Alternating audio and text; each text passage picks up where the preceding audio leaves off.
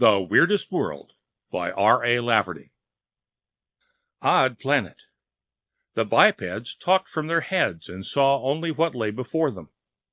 In short, they were pathetic and deadly. 1. As I am now utterly without hope, lost to my mission and lost in the sight of my crew, I will record what petty thoughts I may have, for what benefit they may give some other starfarer. 9 long days of bickering, but the decision is sure. The crew will maroon me. I have lost all control over them. Who would have believed that I would show such weakness when crossing the barrier? By all the tests, I should have been the strongest. But the final test is the event itself. I failed. I only hope that it is a pleasant and habitable planet where they put me down. Later. They have decided I am no longer the captain, even in name. But they have compassion on me. They will do what they can for my comfort. I believe they have already selected my desert island, so to speak, an out-of-the-way globe where they will leave me to die. I will hope for the best. I no longer have any voice in their councils. Later. I will be put down with only the basic survival kit, the ejection mortar and sphere for my last testament, to be orbited into the galactic drift, a small cosmoscope, so that I will at least have my bearings, 1 change of blood, an abridged universal language correlator, a compendium of the 1,000 philosophic questions yet unresolved to exercise my mind, a small vial of bug kill, and a stack of sexy magazines. Later. It has been selected, but my mind has grown so demoralized that I do not even recognize the system, though once this particular region was my specialty. The globe will be habitable. There will be breathable atmosphere, which will allow me to dispense with much bothersome equipment. Here the filter used is nitrogen. Yet it will not matter. I have breathed nitrogen before. There will be sufficient water, much of it saline, but sufficient quantities of sweet. Food will be no problem. Before being marooned, I will receive injections that should last me for the rest of my probably short life. Gravity will be within the range of my constitution. What will be lacking? Nothing but the companionship of my own kind, which is everything. What a terrible thing it is to be marooned. One of my teachers used to say that the only unforgivable sin in the universe is ineptitude. That I should be the first to succumb to space ineptitude and be an awkward burden on the rest of them, but it would be disastrous for them to try to travel any longer with a sick man, particularly as their nominal leader. I would be a shadow over them. I hold them no rancor. It will be today. Later. I am here. I have no real interest in defining where here is, though I have my cosmoscope and could easily determine it. I was anesthetized a few hours before, and put down here in my sleep. The blasted half-acre of their landing is near. No other trace of them is left. Yet it is a good choice, not greatly unlike home. It is the nearest resemblance I have seen on the entire voyage, which is to say that the pseudodendrons are enough like trees to remind me of trees, the herbage near enough to grass to satisfy one who has never known real grass. It is a green, somewhat waterlogged land of pleasant temperature. The only inhabitants I have encountered are a preoccupied race of humpbacked browsers who pay me scant notice. They are quadruped and myopic, and spend nearly their entire time at feeding. It may be that I am invisible to them, yet they hear my voice and shy away somewhat from it. I am able to communicate with them only poorly. Their only vocalization is a sort of vibrant, windy roar, but when I answer in kind, they appear more puzzled than communicative. They have this peculiarity. When they come to an obstacle of terrain or thicket, They either go laboriously around it or force their way through it. It does not seem to occur to them to fly over it. They are as gravity-bound as a newborn baby. What air-traveling creatures I have met are of a considerably smaller size. They are more vocal than the myopic quadrupeds, and I have had some success with conversing with them, but my results still await a more leisurely semantic interpretation. Such communication of theirs as I have analyzed are quite commonplace. They have no real philosophy and are singularly lacking in aspiration. They are almost total extroverts and have no more than the rudiments of introspection. Yet they manage to tell me some amusing anecdotes. They are quite good-natured, though moronic. They say that neither they nor the myopic quadrupeds are the dominant race here, but rather a large grub-like creature lacking a complete outer covering. From what they are able to convey of this breed, it is a nightmarish kind of creature. One of the flyers even told me that the giant grubs travel upright on a bifurcated tail.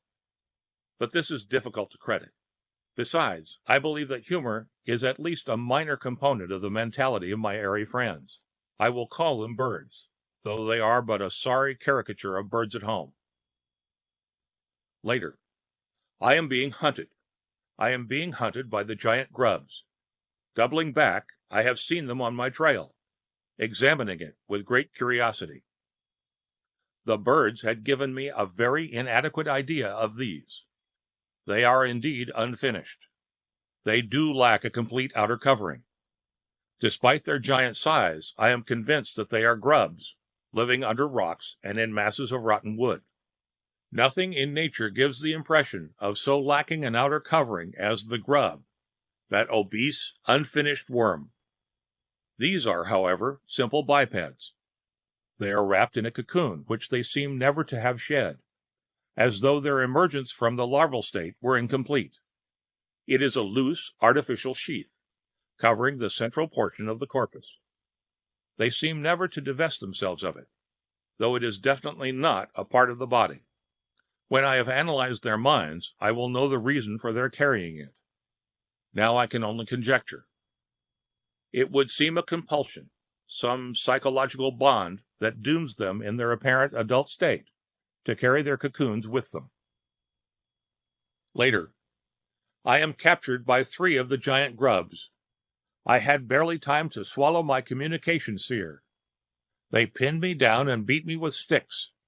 I was taken by surprise, and was not momentarily able to solve their language, though it came to me after a short interval. It was discordant and vocal and entirely gravity-bound, by which I mean that its thoughts are chained to its words. There seems nothing in them above the vocal. In this, the giant grubs were less than the birds, even though they had a practical power and cogency that the birds lacked. "What'll we do with the blob?" asked one. "Why," said the second one, "you hit it on that end and I'll hit it on this. We don't know which end is ahead." "Let's try it for bait," said the third. "Catfish might go for it. We could keep it alive till we're ready to use it, then it would stay fresh." "No, let's kill it. It doesn't look too fresh even the way it is." "Gentlemen, you are making a mistake," I said. "I have done nothing to merit death, and I am not without talent. Besides, you are not considering the possibility that I may be forced to kill you 3 instead. I will not die willingly. Also, I will thank you to stop pounding on me with those sticks. It hurts." I was surprised and shocked at the sound of my own voice, it nearly as harsh as that of the grubs. But this was my first attempt at their language, and musicality does not become it. "Hey, fellas, do you hear that? Was that the blob talking? Or was it one of you playing a joke? Harry, Stanley, have you been practicing to be ventriloquists?" "Not me." "Not me either. It sure sounded like it was it." "Hey, Blob, was that you? Can you talk, Blob?" "Certainly I can talk," I responded. "I am not an infant, nor am I a blob. I am a creature superior to your own kind, if you are examples. Or it may be that you are only children. Perhaps you are still in the pupa stage. Tell me, is yours an early stage, or an arrested development? Or are you indeed adult?" Hey, fellas, we don't have to take that from any blob. I'll cave in its blasted head. That's his tail. It's his head. It's the end it talks with. Gentlemen, perhaps I can set you straight, I said. That is my tail you are thwacking with that stick, and I am warning you to stop it. Of course I was talking with my tail. I was only doing it in imitation of you. I am new at the language and its manner of speaking, yet it may be that I have made a grotesque mistake. Is that your heads that you are waving in the air? Well, then, I will talk with my head, if that is the custom. But I warn you again not to hit me on either end with those sticks. Hey, fellas, I bet we could sell that thing. I bet we could sell it to Billy Wilkins for his reptile farm. How would we get it there? Make it walk. Hey, Blob, can you walk? I can travel, certainly, but I would not stagger along precariously on a pair of flesh stilts with my head in the air as you do. When I travel, I do not travel upside down. Well, let's go then. We're going to sell you to Billy Wilkins for his reptile farm. If he can use a blob, he'll put you in one of the tanks with the big turtles and alligators. You think you'll like them? I am lonesome in this lost world, I replied sadly, and even the company of you peeled grubs is better than nothing. I am anxious to adopt a family and settle down here for what years of life I may have left. It may be that I will find compatibility with the species you mentioned. I do not know what they are. Hey, fellas, this Blob ain't a bad guy at all. I'd shake your hand, Blob, if I knew where it was. Let's go to Billy Wilkins' place and sell him. 2. We traveled to Billy Wilkins' place. My friends were amazed when I took to the air, and believed that I had deserted them. They had no cause to distrust me. Without them, I would have had to rely on intuition to reach Billy Wilkins, and even then I would have lacked the proper instructions. Hey, Billy, said my loudest friend, whose name was Cecil, what will you give us for a blob? It flies and talks, and isn't a bad fellow at all. You'd get more tourists to come to your reptile show if you had a talking blob in it. He can sing songs and tell stories. I bet he could even play the guitar. Well, Cecil, I'll give you all of $10 for it, and try to figure out what it is later. I'm a little head on my hunches now, so I can afford to gamble on this one. I can always pickle it and exhibit it as a genuine hippopotamus kidney. Thank you, Billy. Take care of yourself, Blob. Goodbye for now, gentlemen, I said. I would like you to visit me some evening as soon as I've become acclimated to my new surroundings. I will throw a wingding for you, as soon as I find out what a wingding is. My God, said Billy Wilkins, it talks. It really talks. We told you it could talk and fly, Billy. It talks, said Billy. Where's that blasted sign painter? Eustace, come here. We got to paint a new sign. The turtles in the tank I was put into did have a sound basic philosophy, which was absent in the walking grubs, but they were slow and lacking inner fire. They would not be obnoxious company, but neither would they give me excitement and warmth. I was really more interested in the walking grubs. Eustace was a black grub, while the others had been white, but like them he had no outside casing of his own, and like them he also staggered about on flesh stilts with his head in the air. It wasn't that I was naive or hadn't seen bipeds before, but I don't believe anyone ever became entirely accustomed to seeing a biped travel in this peculiar manner. Good afternoon, Eustace, I said pleasantly enough. The eyes of Eustace were large and white. He was a more handsome specimen than the other grubs. That you talking, bub? Say, you really can talk, can't you? I thought Mr. Billy was fooling. Now just you hold that expression a minute and let me get it set in my mind. I can paint anything once I get it set in my mind. What's your name, Blob? Have blobs names? Not in your manner.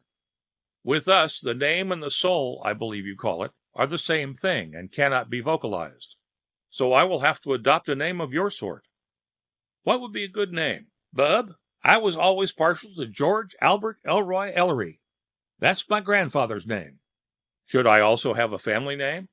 Sure. What would you suggest? How about Macintosh?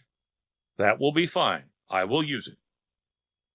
I talked to the turtles while Eustace was painting my portrait on the tent canvas. Is the name of this world Florida? I asked one of them. The road signs say Florida. World, world, world, water, water, water, glub, glub, glub, said one of them. Yes, but is this particular world we are on named Florida? World, world, water, water, glub, said another. Eustace, I can get nothing from these fellows, I called. Is this world named Florida? Mr. George Albert, you are right in the middle of Florida, the greatest state in the universe. Having traveled, Eustace, I have great reservations that it is the greatest, but it is my new home, and I must cultivate a loyalty to it. I went up in a tree to give advice to two young birds trying to construct a nest. This was obviously their first venture. You are going about it all wrong, I told them.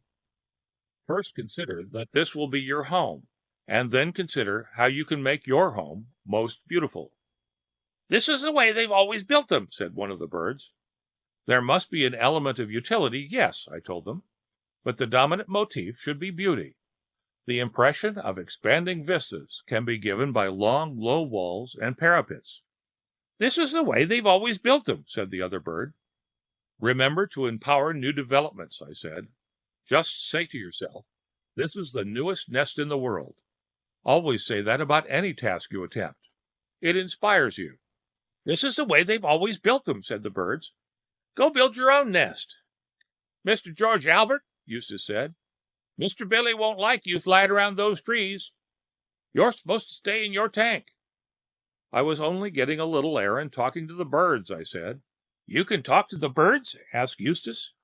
Cannot anyone? I can a little, Eustace said. I didn't know anyone else could. But when Billy Wilkins returned and heard the report that I had been flying about, I was put in the snake house, in a cage that was tightly meshed top and sides. My cellmate was a surly python named Pete. See you stay on your side, said Pete. You're too big for me to swallow, but I might try. There is something bothering you, Pete, I said. You have a bad disposition. That can come only from bad digestion or a bad conscience. I have both, said Pete. First is because I bolt my food. The second is because, well, I forgot the reason, but it's my conscience. Think hard, Pete. Why have you a bad conscience? Snakes always have a bad conscience. We have forgotten the crime, but we remember the guilt. Perhaps you should seek advice from someone, Pete.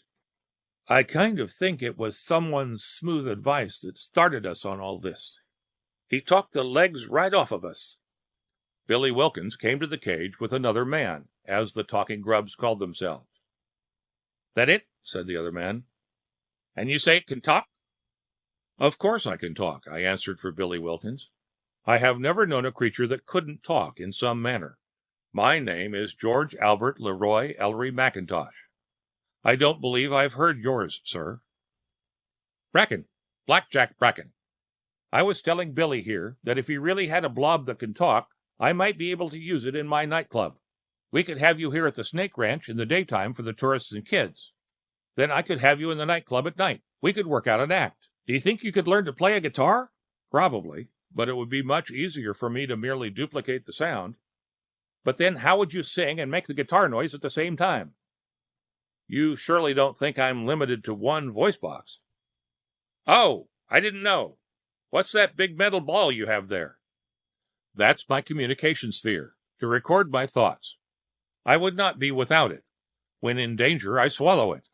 When in extreme danger, I will have to escape to a spot where I have concealed my ejection mortar and send my sphere into the galactic drift on a chance that it will be found. That's no kind of gag to put in the act. What I had in mind was something like this. Blackjack Bratton told a joke. It was a childish one, in poor taste. I don't believe that is quite my style, I said. All right, what would you suggest? I thought I might lecture your patrons on the higher ethic. Look, George Albert, my patrons don't have even the lower ethic. And just what sort of compensation are we talking about, I asked. Billy and I had settled on $150 a week. $150 for whom? Why, for Billy. Let's make it 150 for myself and 10% for Billy as my agent. Say, this blob's real smart, isn't he, Billy? Too smart. Yes, sir, George Albert. You're one smart blob. What kind of contract have you signed with Billy here? No contract. Just a gentleman's agreement? No agreement. Billy, you can't hold him in a cage without a contract. That's slavery. It's against the law. But, Blackjack, the blob isn't people. Try and prove that in court. Will you sign a contract with me, George Albert? I will not dump Billy. He befriended me and gave me a home with the turtles and snakes. I will sign a joint contract with the two of you. We will discuss terms tomorrow, after I have estimated the attendance both here and at the nightclub. 3. Of the walking grubs who call themselves people, there are two kinds, and they place great emphasis on this difference. From this stems a large part of their difficulties. This distinction, which is one of polarity, cuts quite across the years and ability and station of life. It is not confined only to the people grubs, but also involves apparently all the beings on the planet Florida.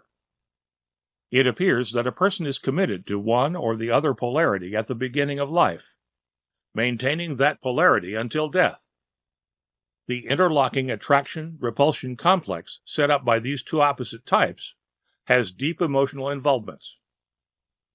It is the cause of considerable concern and disturbance, as well as desire and inspiration. There is a sort of poetic penumbra about the whole thing that tends to disguise its basic simplicity, expressible as a simultaneous polarity equation. Complete segregation of the two types seems impossible. If it has ever been tried, it has now evidently been abandoned as impractical. There is indeed an intangible difference between the two types, so that before the first day at the reptile ranch was finished, I was able to differentiate between the two more than 90% of the time. The knowledge of this difference in polarity seems to be intuitive. These two I will call beta and gamma, or boy and girl types. I began to see that this opposability of the two types is one of the great driving forces of the people.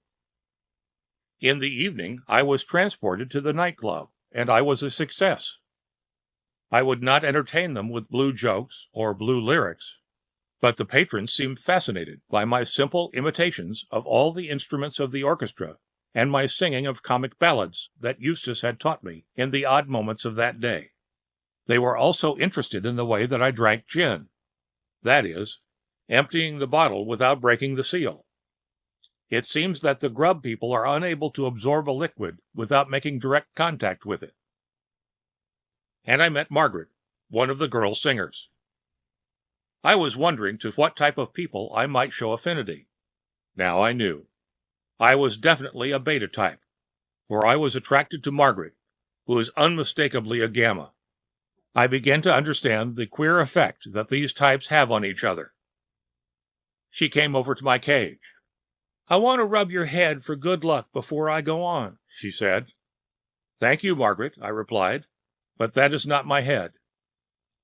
She sang with incomparable sadness, with all the sorrow and sordidness that appears to be the lot of unfortunate gammas.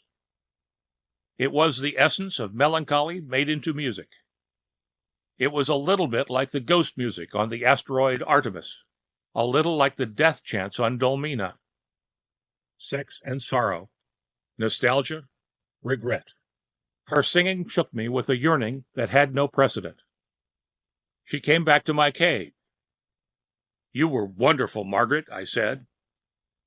I'm always wonderful when I'm singing for my supper. I am less wonderful in the rare times when I am well fed. But are you happy, little buddy? I had become almost so until I heard you sing. Now I am overcome with sorrow and longing. Margaret, I am fascinated with you. I go for you too, Blob. You're my buddy. Isn't it funny that the only buddy I have in the world is a blob? But if you'd seen some of the guys I've been married to, boy, I wouldn't insult you by calling them blobs. Have to go now. See you tomorrow night, if they keep us both on. Now there was a problem to face. It was necessary that I establish control over my environment, at once. How else could I aspire to Margaret? I knew that the heart of the entire place here was neither the bar, nor the entertainment therein, nor the cuisine, nor the dancing. The heart of the enterprise was the casino. Here was the money that mattered. The rest was but garnish. I had them bring me to the gambling rooms. I had expected problems of complexity here, with which the patrons worked for their gain or loss. Instead, there was almost an amazing simplicity. All the games were based on first aspect numbers only. Indeed, everything on the planet Florida seemed to be based on first aspect numbers. Now, it is an elemental fact that first aspect numbers do not carry within them their own prediction, nor were the people even possessed of the prediction key that lies over the very threshold of the second aspect series. These people were actually wagering sums, the symbols of prosperity, blindly, not knowing for sure if they would win or lose. They were selecting numbers by hunch, or at random, with no assurance of profit. They were choosing a hole for the ball to fall into without knowing whether that was the right hole. I do not believe that I was ever so amazed at anything in my life. But here was my opportunity to establish control over my environment. I began to play the games. Usually I would watch around first to be sure that I understood just what was going on. Then I would play a few times, as many as it took to break the game. I broke game after game. When he could no longer pay me, Blackjack closed the casino in exasperation. Then we played poker, he and I, and several others. This was even more simple. I suddenly realized that the grub people could see only one side of the cards at a time. I played, and I won. I owned the casino now, and all those people were working for me. Billy Wilkins also played with us, so in short order I also owned the reptile ranch. Before the evening was over, I owned a racetrack, a beach hotel, and a theater in a place named New York.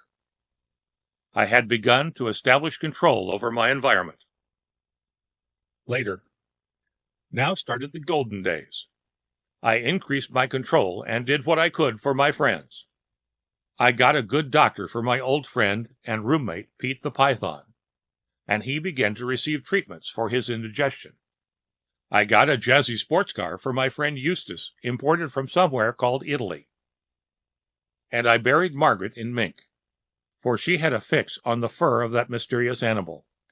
She enjoyed draping it about her in the form of coats, capes, cloaks, mantles, and stoles, though the weather didn't really require it. I had now won several banks, a railroad, an airline, and a casino in somewhere named Havana. "You're somebody now," said Margaret. "You really ought to dress better. Or are you dressed? I never know. I don't know if part of that is clothes, or if all of it is you. But at least I've learned which is your head. I think we should be married in May. It's so common to be married in June. Just imagine me being Mrs. George Albert Leroy Ellery McIntosh. You know, we have become quite an item. And do you know there are 3 biographies of you out? Burgeoning Blob, The Blob from Way Out, and The Hidden Hand Behind the Blob. What does it portend? And the governor has invited us to dine tomorrow. I do wish you would learn to eat. If you weren't so nice, you'd be creepy. I always say there's nothing wrong with marrying a man, or a blob, with money. It shows foresight on the part of a girl. You know you will have to get a blood test. You had better get it tomorrow. You do have blood, don't you? I did, but not, of course, of the color and viscosity of hers. But I could give it that color and viscosity temporarily, and it would react negatively to all the tests. She mused. They are all jealous of me. They say they wouldn't marry a blob. They mean they couldn't. Do you have to carry that tin ball with you all the time? Yes, it is my communication sphere. In it I record my thoughts. I would be lost without it. Oh, like a diary. How quaint. Yes, those were the golden days. The grubs appeared to me in a new light, for was not Margaret also a grub? Yet she seemed not so unfinished as the rest. Though lacking a natural outer casing, she had not the appearance of crawling out from under a rock. She was quite an attractive girl, and she cared for me. What more could I wish? I was affluent, I was respected, I was in control of my environment, and I could aid my friends, of whom I now had acquired an astonishing number. Moreover, my old space ineptitude sickness had left me. I never felt better in my life.